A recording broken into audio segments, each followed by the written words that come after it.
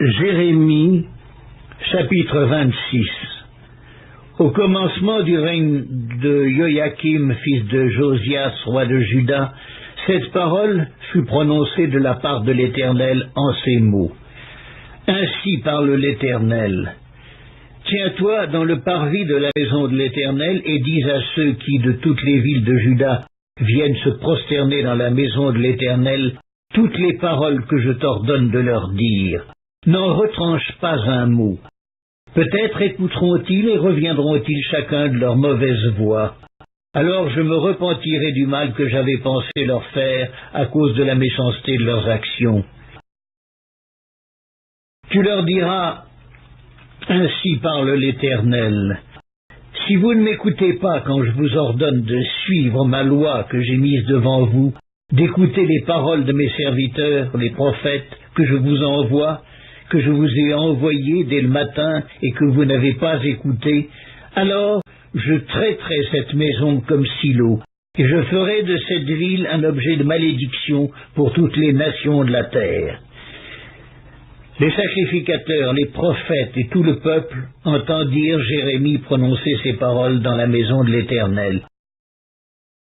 Et comme Jérémie achevait de dire tout ce que l'Éternel lui avait ordonné de dire à tout le peuple, les sacrificateurs, les prophètes et tout le peuple se saisirent de lui en disant « Tu mourras !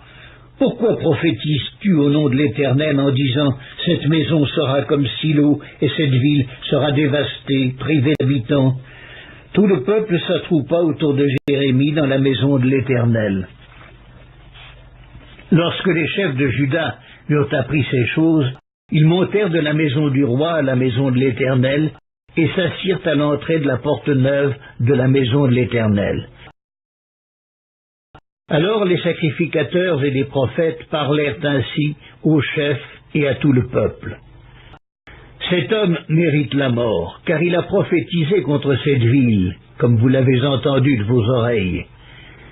Jérémie dit à tous les chefs et à tout le peuple, « L'Éternel m'a envoyé pour prophétiser contre cette maison et contre cette ville toutes les choses que vous avez entendues.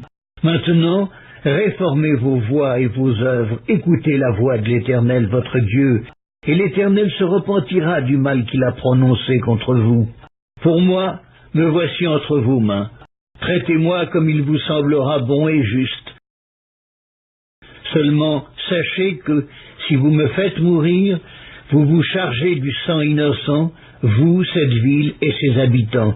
Car l'Éternel m'a véritablement envoyé vers vous pour prononcer à vos oreilles toutes ces paroles. » Les chefs et tout le peuple dirent aux sacrificateurs et aux prophètes, « Cet homme ne mérite point la mort, car c'est au nom de l'Éternel notre Dieu qu'il nous a parlé. » Et quelques-uns des anciens du pays se levèrent et dirent à toute l'assemblée du peuple, « Michée de Moréchet prophétisait du temps d'Ézéchias, roi de Juda. Et ainsi il disait à tout le peuple de Juda, « Ainsi parle l'Éternel des armées. Sion sera labouré comme un champ, Jérusalem deviendra un monceau de pierre, et la montagne de la maison une haute forêt. » Ézéchias, roi de Juda, et tout Juda l'ont-ils fait mourir? Ézéchias ne craignait-il pas l'Éternel, n'implora-t-il pas l'Éternel? Alors l'Éternel se repentit du mal qu'il avait prononcé contre eux. Et nous chargerions notre âme d'un si grand crime? Il y eut aussi un homme qui prophétisait au nom de l'Éternel, Uri, fils de Sheméja, de Kirjath-Jéarim. Il prophétisa contre cette ville et contre ce pays entièrement les mêmes choses que Jérémie. Le roi Joachim, tous ses vaillants hommes et tous ses chefs entendirent ces paroles, et le roi chercha à le faire mourir. Uri, qui en fut informé, eut peur, prit la fuite et alla en Égypte. Le roi Joachim envoya des gens en Égypte, Elmatan, fils d'Akbor, et des gens avec lui en Égypte. Ils firent sortir d'Égypte Uri et l'amenèrent au roi Joachim qui le fit mourir par l'épée et jeta son cadavre sur les sépulcres des enfants du peuple. Cependant, la main d'Akikam, fils de Shaphan, fut avec Jérémie et empêcha qu'il ne fût livré au peuple pour être mis à mort.